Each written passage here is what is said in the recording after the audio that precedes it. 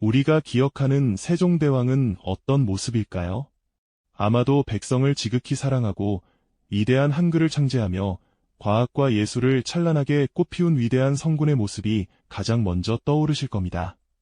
하지만 혹시 그의 눈부신 문화적 업적들이 단순히 개인적인 애호나 학문 지능의 차원을 넘어 당시 조선의 운명을 바꿔놓은 가장 강력하고 치밀한 정치적 전략이었다는 사실을 알고 계셨나요?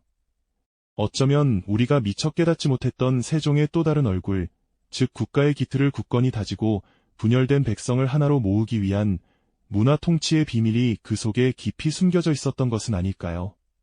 오늘 우리는 익숙한 역사 속 위인에게서 발견하는 새로운 통찰, 바로 세종대왕의 문화 정치가 지닌 놀라운 지혜와 그 숨겨진 목적을 함께 탐험해보려 합니다.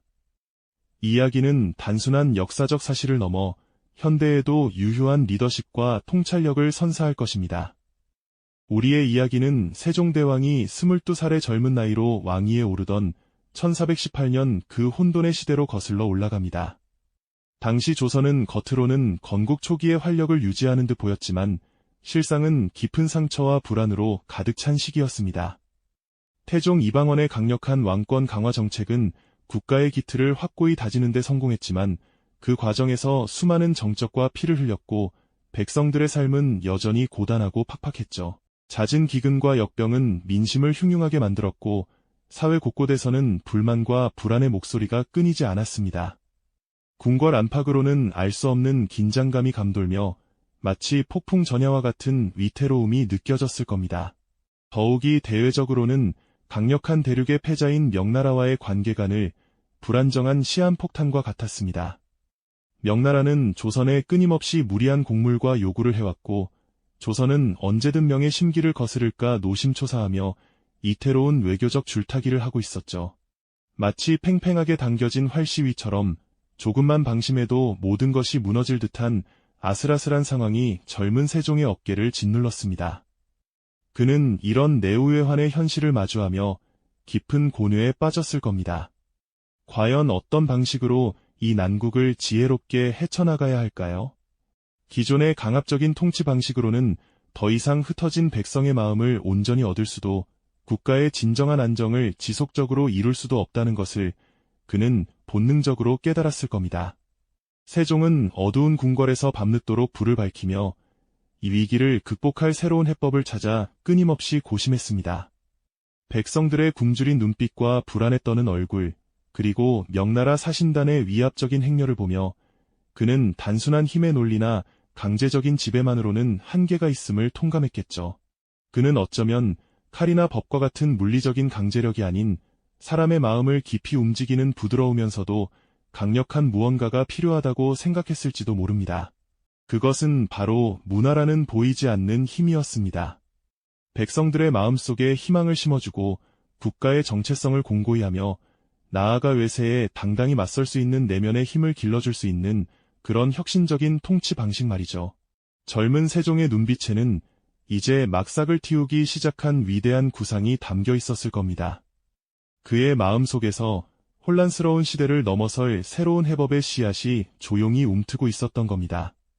과연 세종은 이 씨앗을 어떻게 키워내 조선을 어떤 방향으로 이끌어 나갈까요? 그의 첫 발걸음이 시작되고 있었습니다. 젊은 세종의 눈빛에 담겨있던 그 위대한 구상은 단순한 꿈으로만 머무르지 않았습니다. 혼란스러운 시대를 넘어설 해법의 씨앗이 움트기 시작한 순간 그는 곧바로 행동에 나섰죠. 세종은 백성의 마음을 하나로 모으고 국가의 기틀을 굳건히 세우기 위한 가장 강력하면서도 부드러운 무기가 바로 문화라는 것을 직감했습니다. 그저 아름다움을 향유하는 차원을 넘어 치밀하고 전략적인 통치 수단으로 문화를 활용하려는 그의 원대한 설계가 드디어 시작된 것이죠. 그 첫걸음은 바로 음악이었습니다. 세종대왕은 조선의 궁중음악인 아악을 정비하는 일에 심혈을 기울였습니다. 왜 하필 음악이었을까요? 고대부터 음악은 하늘과 땅, 그리고 인간을 연결하는 신성한 매개로 여겨졌습니다. 혼란스러운 시대에 새로운 질서와 안정감을 부여하고 왕실의 권위와 위엄을 대내외에 천명하는데 음악만큼 효과적인 수단이 또 없었을 겁니다. 그는 박영과 같은 당대 최고의 음악가들을 불러 모아 망가진 악기를 복원하고 새로운 악보를 만들며 잃어버린 선율을 찾아내고자 밤낮으로 애썼습니다. 정교하게 제작된 편경과 편종 소리가 궁궐에 울려 퍼질 때 그것은 단순한 소리가 아니었습니다.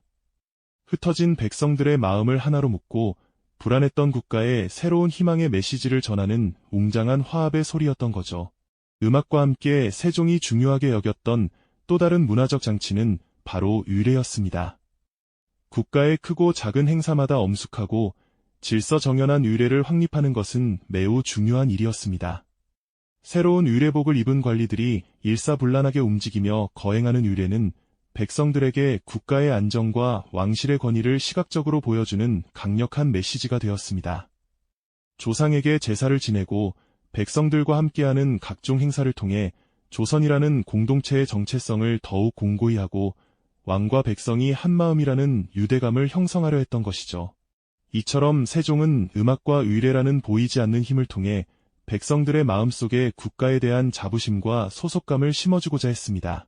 여기에 더해 세종대왕은 백성의 삶을 실질적으로 개선하고 국가의 자주성을 강화하기 위해 천문학과 과학기술진흥에도 적극적으로 나섰습니다.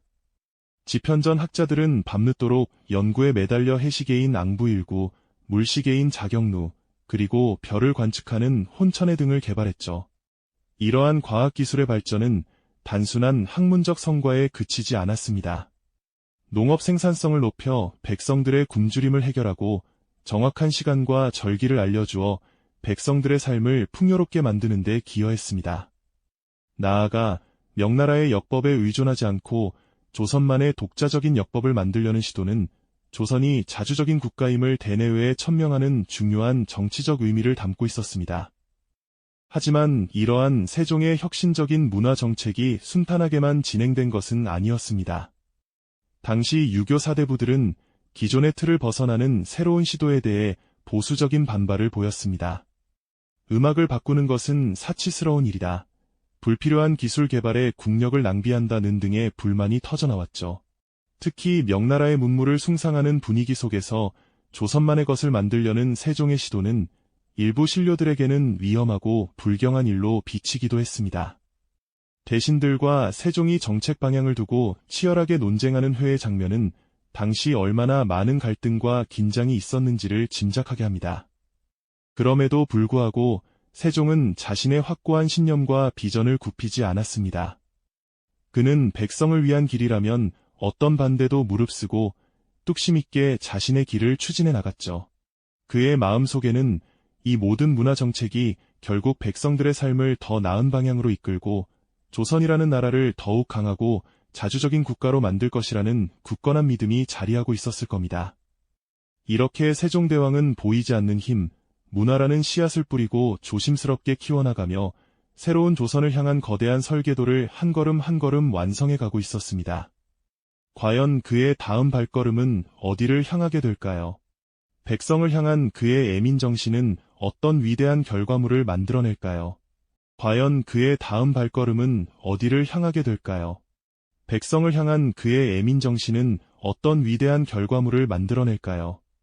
그의 시선이 마침내 닿은 곳은 바로 백성들의 삶을 근본부터 뒤흔들고 조선이라는 나라를 완전히 다른 차원으로 이끌어 올릴 혁명적인 도구였습니다. 그것은 다름 아닌 우리 민족의 고유한 문자, 훈민정음의 창제였죠. 세종대왕의 문화 정치가 꽃피운 가장 위대한 결실이자 백성을 향한 최고의 무기였던 것입니다.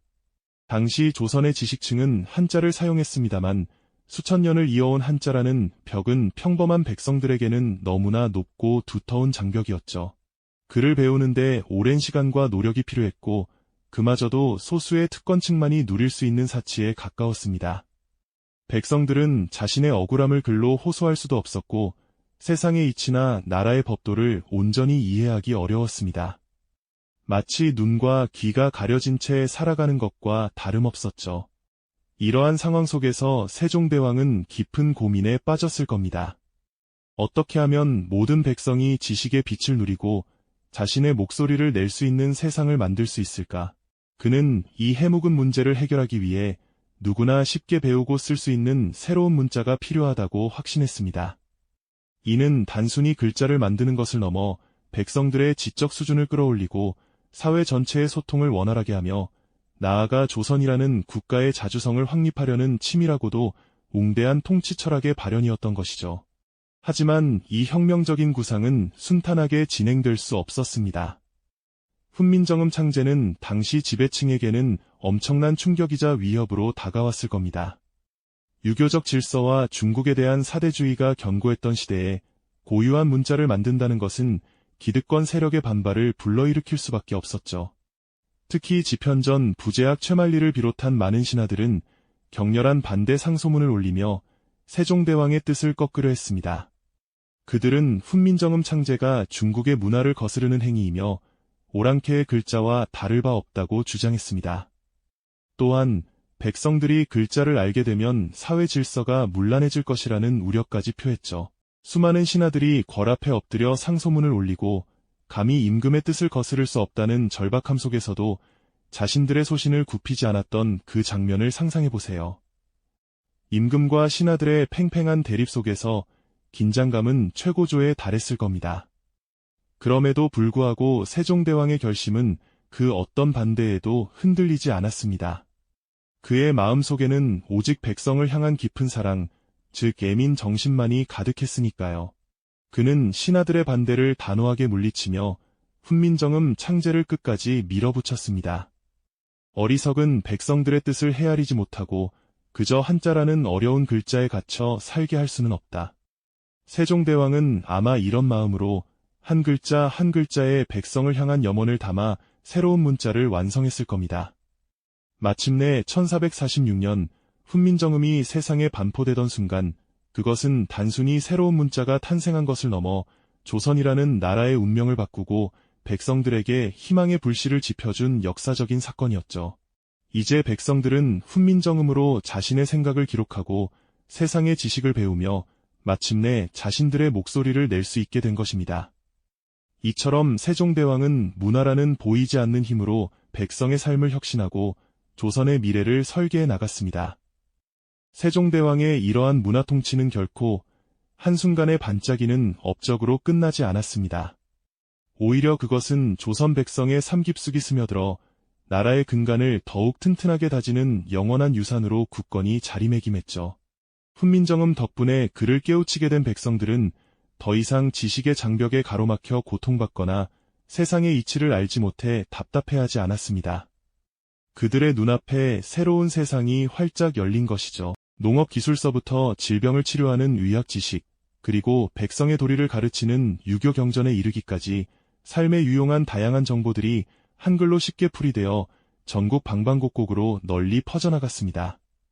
이는 백성들의 생활 수준을 실질적으로 끌어올리는 데 지대한 공헌을 했음은 물론 개인의 삶을 풍요롭게 만들고 지적 호기심을 자극하는 중요한 계기가 되었습니다.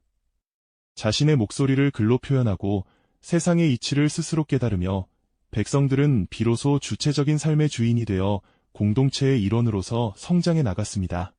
이러한 변화는 단순히 개인의 삶을 풍요롭게 만든 것을 넘어 국가 전체의 지적 역량을 한 단계 끌어올리는 강력한 원동력이 되었음은 분명하죠. 세종대왕은 문화라는 것이 백성의 마음을 하나로 모으고 국가적인 자부심을 드높이며 나아가 조선의 자주성을 굳건히 세우는 가장 강력한 힘이 될 수 있음을 꿰뚫어 보았습니다.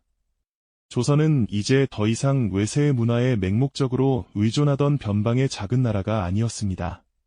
자신만의 고유한 문자를 창조하고 독자적인 예술을 꽃피우며 세계 속에서 당당히 빛나는 문화 강국으로 우뚝 서게 된 것이죠. 이처럼 세종의 깊은 해안에서 비롯된 문화 정치는 후대 왕들에게도 지대한 영향을 미쳤습니다. 그의 업적은 단순한 기록을 넘어 살아있는 지침이 되었으니까요. 조선의 수많은 왕들은 세종대왕이 남긴 찬란한 문화적 유산을 소중히 계승하고 발전시키며 한글을 기반으로 한 다양한 문화 콘텐츠를 적극적으로 장려하고 후원했습니다. 백성들은 한글로 역사의 숨결을 느끼고 전통의 가치를 배우며 노래와 이야기로 삶의 애환을 함께 나누면서 공동체 의식을 더욱 공고히 할 수 있었습니다. 이는 사회 통합의 밑거름이 되었죠. 글을 아는 백성들이 늘어나면서 사회는 더욱 활기찬 소통과 지식 교류의 장이 되었고, 이는 곧 국가 발전의 견고한 밑거름이자 새로운 시대의 초석이 되었습니다.